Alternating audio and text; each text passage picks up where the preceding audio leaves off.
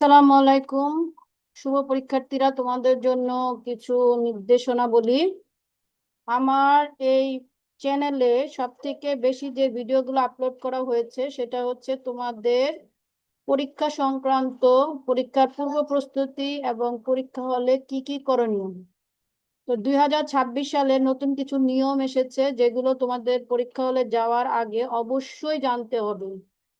তোমরা 2 বছর এত কষ্ট করে পড়াশোনা করলে কিন্তু সামান্য ভুলের জন্য তোমার পরীক্ষা যদি এক্সপেল হয়ে যায়, তাহলে এর থেকে দুঃখের আর কিছু নেই। So doctor Taslima Afroz, hope everyone is doing well by the grace of almighty Allah. আমাদের যে কাজগুলো করতে হবে চলো আমরা একটু দেখে নেই। এক একটা এসএসসি পরীক্ষা মানে জীবনের একটা নতুন দ্বার উন্মোচন হওয়া, জীবনের লক্ষ্য পরিবর্তন হয়ে যায় এবং জীবন নতুন করে শুরু করা যায়। তো আজকে আমরা যেগুলো জানবো সেগুলো হচ্ছে, তোমাদের হাতে, সবার হাতে অ্যাডমিট কার্ড চলে গিয়েছে এবং 21 তারিখ থেকে তোমাদের এক্সাম শুরু। তো পরীক্ষার্থীদের অবশ্যই পালনীয় নিয়মাবলী দেখো। তোমাদের অ্যাডমিট কার্ডের পেছনে এরকম একটা পেজ থাকবে, অ্যাডমিট কার্ডের ঠিক উল্টো পিঠে। হয়তো অনেক ব্যস্ততা, অনেক প্রিপারেশনের মধ্যে তোমরা ভুলেই গেছো যে তোমাদের অ্যাডমিট কার্ডের পেছনে কি কি লেখা আছে। একটু তোমাদের সময় নিচ্ছি, 2 মিনিট। এই সময়ের মধ্যে তোমরা এটা পড়ো, মিলিয়ে দেখো এবং তারপর পরীক্ষা হলে যাও। অনেক ভালো প্রিপারেশন, কিন্তু তুমি যদি পরীক্ষা হলে নিয়ম না মানো, এই প্রিপারেশনে কোনো কিছু হবে না। সো চলো আমরা নিয়মগুলো একটু দেখে নিই। পরীক্ষা নিয়ন্ত্রকের পূর্ব ঘোষিত সময়সূচি অনুযায়ী নির্দিষ্ট তারিখ ও সময়ে পরীক্ষা অনুষ্ঠিত হবে। মানে 21 তারিখে যে পরীক্ষা বলা হয়েছে এবং যে সাবজেক্ট বলা হয়েছে সেই সাবজেক্টে পরীক্ষাটা হবে। পরীক্ষার প্রথম দিনে পরীক্ষা শুরু হওয়ার 1 ঘন্টা এবং পরবর্তী দিনগুলোতে আধা ঘন্টা আগে পরীক্ষা হলে দরজা খোলা হবে। তার মানে তোমাদের পরীক্ষা হচ্ছে সকাল 10টায়, তোমরা পরীক্ষা হলে যেতে পারবে 9:30টায়। কিন্তু পরীক্ষার প্রথম দিন তোমরা পরীক্ষা হলে যেতে পারবে 8:30টায়। যেহেতু আমাদের বাংলাদেশে ঢাকা শহরে একটা জ্যাম থাকে এবং এই জ্যামের জন্য অনেকে পরীক্ষা হলে সময়ের মধ্যে পৌঁছাতে পারো না, এর জন্য তোমরা সেদিন সকাল মানে 21 তারিখে সকাল 8:30টার মধ্যে পরীক্ষা হলে পৌঁছে যাবে। পরীক্ষা পরীক্ষার্থীকে একই সময়ের মধ্যে নিজ নিজ আসন গ্রহণ করতে হবে এবং রুমে ঢোকার পর তোমরা প্রথমেই দেখবে তোমার রোল নাম্বারটা কোন সিটে আছে। কখনোই সিট চেঞ্জ করবে না, তোমার সিট যেখানে ঠিক সেখানেই বসবা। এবং আর একটা জিনিস তোমাদেরকে বলি, সেটা হচ্ছে এবার পরীক্ষা হলে প্রত্যেক হলে সিসি ক্যামেরা থাকবে এবং সিসি ক্যামেরা রেকর্ড গুলো কিন্তু তৈরি করে এরা পরীক্ষা হলে খাতার সাথে এই রেকর্ডটাকে যাচাই বাছাই করা হবে। সো এইখানে তুমি শুরু থেকে শেষ পর্যন্ত কি কি করছো সেটা কিন্তু সিসি ক্যামেরাতে পুরো রেকর্ডিং হয়ে থাকবে। পরীক্ষার শেষে কক্ষ পর্যবেক্ষকগণ মানে ইনভেজিলেটরস কর্তৃক উত্তরপত্র সংগ্রহ করার আগে কোনো পরীক্ষার্থী তার আসন ছাড়তে পারবে না। তার মানে পরীক্ষা শেষ হওয়ার আগ পর্যন্ত তুমি পরীক্ষার হলের বেঞ্চ থেকে উঠবা না।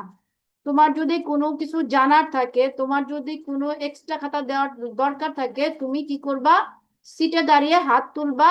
তোমার যে রুমে যে ইনভিজিলেটর থাকবে উনি তোমাকে প্রশ্নের উত্তর দেওয়ার জন্য তোমার কাছে যাবে এবং তোমাকে খাতা দিবেন। পরীক্ষা শুরু হওয়ার 2 ঘন্টা অতিক্রান্ত হওয়ার আগে কোনো পরীক্ষার্থী উত্তরপত্র দাখিল করতে দেওয়া হবে না, যেটা আমি একটু আগে বললাম। কোনো পরীক্ষার্থীকে কেবল প্রবেশপত্র, রেজিস্ট্রেশন কার্ড ছাড়া অন্য কোনো নোট, কাগজ, বইপত্র, মোবাইল ফোন বা অন্য কোনো ডিভাইস সঙ্গে আনতে দেওয়া হবে না।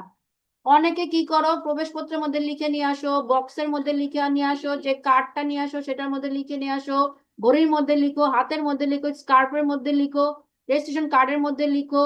এগুলো কোনো কিছু করলে তুমি কিন্তু সাইলেন্ট এক্সপেল হয়ে যাবে, তোমার এগুলো কেউ একসেপ্ট করবে না। এবং তুমি যে বলবা যে এগুলো আমার লেখা ছিল না, সেটা বলারও কোনো উপায় নাই, কারণ সিসি ক্যামেরা যে রেকর্ডিং, বারবার বলতেছে, এবার পুরো পরীক্ষার সিসি ক্যামেরা রেকর্ডিংটা পরীক্ষার হলের দিন পরীক্ষা শেষ হওয়ার সাথে সাথে সেটা কেন্দ্রে চলে যাবে।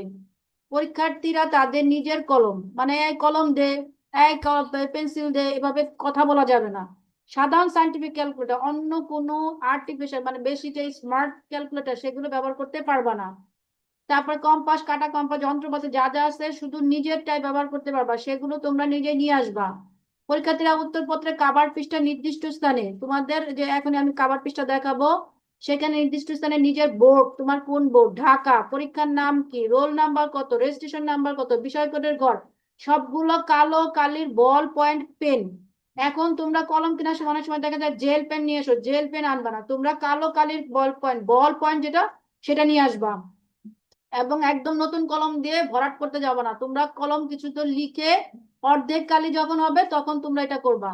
পরীক্ষার্থীরা উত্তরপত্রের নির্দিষ্ট স্থানে উত্তর লেখা শুরু করবে। দেখা যাবে যে উত্তরপত্রের বিভিন্ন জায়গা থেকে তোমরা শুরু করো না, এভাবে শুরু করলে একদম এক্সপেল। তোমাদেরকে পরীক্ষার্থীদের উত্তরপত্রের যে নির্ধারিত স্থান লেখা সেখান থেকে শুরু করবে, ঠিক সেখান থেকে শুরু করবে।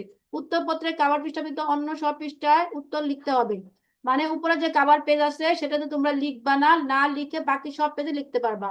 পরীক্ষার্থীদের লিখিত উত্তরপত্রের সর্বশেষ উত্তরের নিচে এন্ড অথবা সমাপ্ত কথাটি অবশ্যই লিখতে হবে। তোমার পরীক্ষা শেষ, তাহলে তুমি শেষে লিখবা এন্ড বা সমাপ্ত, এই কথাটা অবশ্যই লিখতে হবে। তোমার পরীক্ষা শেষ হয়ে গেছে, তুমি এন্ড অথবা সমাপ্ত কথাটি লিখবা। উত্তরপত্রের কাভার পৃষ্ঠায় নির্দিষ্ট স্থান ছাড়া অন্যত্র কিছু লেখা যাবে না। কাভার পৃষ্ঠা যেখানে যেখানে যেগুলো আছে সেটা ছাড়া অন্য কিছু লেখা দাগাদাগি করা যাবে না। উত্তরপত্রে কোনো অবস্থায় ভাঁজ করা যাবে না। মার্জিনের জন্য স্কেল বা পেন্সিল ও কলম ব্যবহার করা বাঞ্ছনীয়, মানে মার্জিনটা আমরা যে দিব সেই মার্জিনটা তোমাকে পেন্সিল ব্যবহার করতে হবে। উত্তরপত্রে আপত্তিকর যে আমি পড়তে পারি না, আমাকে পাস করাই দেন, আমার এই সমস্যা, আমার এই আত্মীয় স্বজন মারা গেছে, এগুলো লিখে কোনো ধরনের পাস পাবা না। এত বছর হয়তো তোমরা এগুলো লিখছো, সেগুলো অনেক ফেসবুকে আসছে, অনেক মজা পেয়েছো, বাট তুমি এগুলো কোনো ধরনের কিছু করতে পারবা না। এরপরে কি বলেছে দেখো, আচ্ছা, এরপরে রেজুলেশন দেখো, একটু কমিয়ে নিলাম। এরপর বলছে কি বলছে, উত্তরপত্রে অভ্যন্তরে কোনো জায়গায় পরীক্ষার্থীর নাম রোল লেখা যাবে না। উত্তরপত্রের ভিতরে কোথাও তুমি নাম, roll, registration number, phone number, শিক্ষা প্রতিষ্ঠানের নাম, কেন্দ্রের নাম, টিচারের নাম, নিজের নাম এগুলো লিখলে পরীক্ষার্থীর খাতা বাতিল হয়ে যাবে।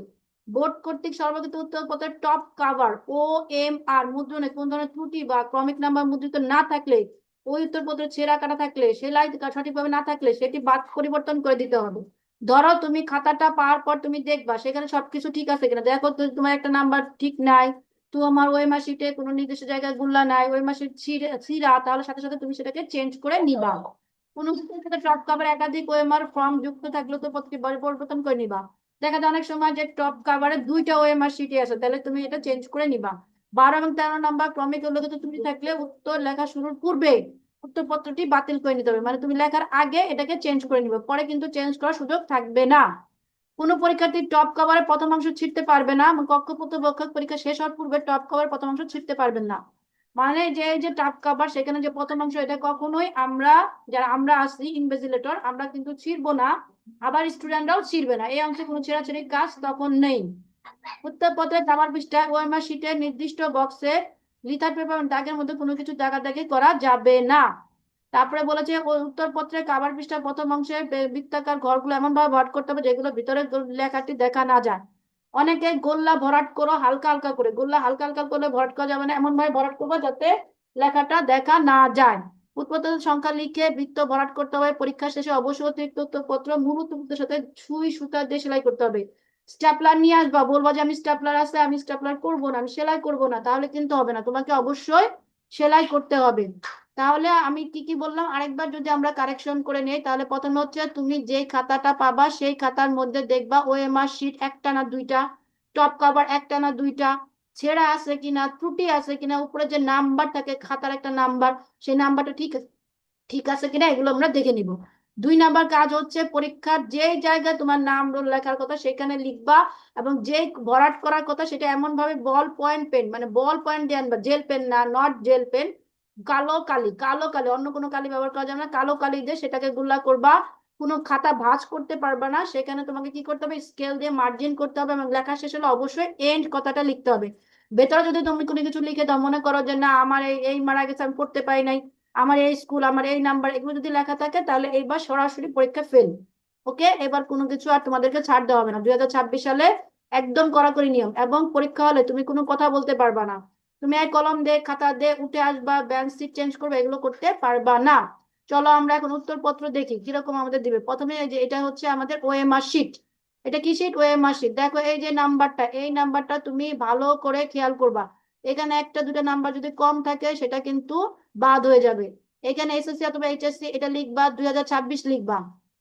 তারপরে এখানে বলছে কি অবশ্যই কালো কালি বল পয়েন্ট দিয়ে এখানে উত্তর যেটা, ধরো একের ক খ যে কোনো একটা, তুমি যদি দুইটা ভরাট করো কাটাকাটি করতে পারবে না, কাটাকাটি করলে এটা বাদ হয়ে যাবে।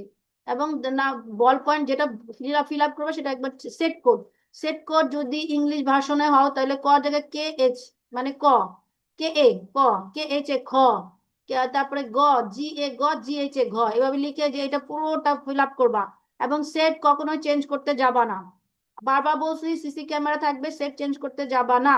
এখানে তোমার রোল নাম্বারটা সুন্দর করে লিখে একদম ঠিকভাবে ভরাট করবা, কাটাকাটি করা যাবে না, সেট কোড ভুল করা যাবে না, তাহলে কিন্তু পরীক্ষা বাতিল হয়ে যাবে। রেজিস্ট্রেশন নাম্বার লিখে প্রথমে 00 দিয়ে রেজিস্ট্রেশন নাম্বার লিখবা, বিষয় কোড লিখবা, দেওয়ার পরে তারপর তুমি এগুলো করবা। আর যে এই যে কক্ষ প্রত্যপক্ষের সাক্ষ্য সে দিবে, তারিখ দিবে, বিষয়ের নাম এবং পত্র লিখবা, এগুলো সব ইংরেজিতে লিখবা, এগুলো সব ইংলিশে লিখবা। এটা হলো এমসিকিউ। এবার আমরা চলে যাই, এই যে দেখো সিকিউ এমসিকিউ, এটা হলো সিকিউ। সিকিউর মধ্যে একই কথা, এসএসসি এখানে গুল্লা করবা, এসএসসি রোল নাম্বার লিখবা, রেজিস্ট্রেশন নাম্বার লিখবা, বিষয় কোড লিখবা, অতিরিক্ত খাতা নিলে সেই সংখ্যা লিখবা, তারপরে এখানে তারিখ লিখবা, বিষয় কোড লিখবা, এবং এখানে 2026 লিখবা, এখানে এসএসসি দিবা, এসএসসি। এই সংখ্যাটা পরীক্ষা হলে যাতে ঠিক থাকে তোমার খাতার মধ্যে চেক করে নিবা। এরপরে ঠিক একইভাবে এই অংশটাও লিখবা, তারপরে এই অংশটাও লিখবা। এই অংশটা তোমার না, এই অংশটা হলো আমাদের। এখানে বলছে উত্তরপত্র অংশ, এখানে বলছে কি এই বক্সের মধ্যে কোনো দাগ দেয়া যাবে না। তুমি শুধু কি করবে, অবশ্যই কালো কালি পরীক্ষক বা পরীক্ষকের অংশ, তার মানে তোমার শুধু এইটা তুমি ফিল আপ করবা, এটা তুমি ফিল আপ করবা, এটা পরীক্ষক ফিল আপ করবে, এটা হচ্ছে যে খাতা দেখে সে ফিল আপ করবে। ওকে, হয়ে গেল আমাদের কাজ। এরপর চলে যাও আর একটা কথা, যেগুলো আমরা না বললেই না, সেগুলো তোমরা আরেকবার দেখে নাও, আরেকবার বুঝে নাও। পরীক্ষা হলে নতুন আপডেট নিয়ম 2026, সময়ের আগে কেন্দ্রে প্রবেশ, পরীক্ষার কমপক্ষে 30 মিনিট আগে পৌঁছাতে হবে, দেরি হলে অনেক ক্ষেত্রে প্রবেশ করতে দেওয়া নাও হতে পারে। ওএমআর ও তথ্য সঠিকভাবে পূরণ বাধ্যতামূলক, রোল নাম্বার, রেজিস্ট্রেশন নাম্বার, বিষয় কোড ঠিকভাবে লিখতে হবে, ভুল হলে পরীক্ষা বাতিল বা সমস্যা হতে পারে। এমসিকিউ আগে, তারপর লিখিত পরীক্ষা, প্রথমে এমসিকিউ পরীক্ষা, তারপর ক্রিয়েটিভ মানে সিকিউ, এটা লিখতে হবে। তবে উত্তরপত্রে কাটাকাটি বা ভাঁজ করা যাবে না, মার্জিন লেখা নিষেধ, খাতা ভাঁজ বলতা চিহ্ন দেওয়া যাবে না। মোবাইল স্মার্ট ডিভাইস নিষিদ্ধ, মোবাইল ফোন, তারপর স্টপ ওয়াচ, তারপর ব্লুটুথ ডিভাইস সম্পূর্ণ নিষিদ্ধ, পাওয়া গেলে বহিষ্কার হতে পারে, কঠোর নিয়ম। ক্যালকুলেটর ব্যবহার, যে নিয়ম আছে এফএক্স 18 কত সেই নিয়ম অনুযায়ী সেই সাধারণ সাইন্টিফিক ক্যালকুলেটর ব্যবহার করা যাবে। প্রোগ্রামার ক্যালকুলেটর নিষেধ, নির্ধারিত বিষয় ছাড়া পরীক্ষা দেওয়া যাবে না। অ্যাডমিট কার্ডে যেসব বিষয় শুধু সেগুলো পরীক্ষা দিতে পারবা, যেমন অ্যাডমিট কার্ডে তোমার আছে বিজনেস স্টাডি, তুমি দিয়ে দিলে অন্যটা হবে না। আলাদা আলাদা অংশে পাস বাধ্যতামূলক, মানে এমসিকিউ তে তোমাকে পাস করতে হবে, সিকিউ তে পাস করতে হবে, প্র্যাকটিক্যালও পাস করতে হবে, শুধু একটাতে পাস করলে হবে না। নির্ধারিত সিটে বসা বাধ্যতামূলক, সিট প্ল্যান অনুযায়ী বসতে হবে, ইচ্ছা জায়গা বদল করা যাবে না। কড়া নজরদারি, সিসিটিভি, অনেক ক্ষেত্রে এখন সিসিটিভি কঠোর মনিটরিং হবে, নকল অনিয়ম করলে কঠিন শাস্তি। সহজভাবে মনে রাখার টিপস হচ্ছে সময়, নিয়ম, শৃঙ্খলা, নিরাপদ পরীক্ষা। সময়, নিয়ম, শৃঙ্খলা, নিরাপদ পরীক্ষা। তাহলে আমরা এতক্ষণ যা জানলাম, কি কি শিখলাম, এগুলো আরেকবার ভালো করে দেখে নাও, মাথার মধ্যে নিয়ে নাও। আর তোমাদের 2026 সালে যে পরীক্ষা হবে, তোমরা খুব ভালো রেজাল্ট করো, আমাদের দোয়া সবসময় তোমাদের সাথে থাকবে। পরীক্ষা হলে পড়ে পড়ে পরীক্ষা দিতে হবে, কারোটা দেখার আশায় পরীক্ষা হলে যাবা না, কারোর সাথে কথা বলবা না, কোনো ধরনের ইঙ্গিত করলে পরীক্ষা থেকে একবারে সাইলেন্ট এক্সপেল হয়ে যাবা। কেউ কিছু বলবে না, কিন্তু তুমি পরীক্ষা হলে কি হয়ে যাবে, দেখবা যে তোমার রেজাল্ট আসে নাই, বুঝতে। So thank you so much for watching us. তাহলে আমরা আজকে কি কি জানলাম, 2026 সালে আমাদের কি কি থাকবে, সিসিটিভি থাকবে, সিসিটিভি ফুটেজটার সাথে সাথে পরীক্ষা হলে তোমার খাতার সাথে সাথে চলে যাবে। সো পরীক্ষা হলে ঢোকা থেকে শেষ পর্যন্ত তুমি কি কি করছো সবকিছু কিন্তু একবারে মনিটরিং হয়ে থাকবে। সো বি কেয়ারফুল, সময় নাও, নিয়ম মানো, শৃঙ্খলা, তাহলে তোমার নিরাপদ পরীক্ষা।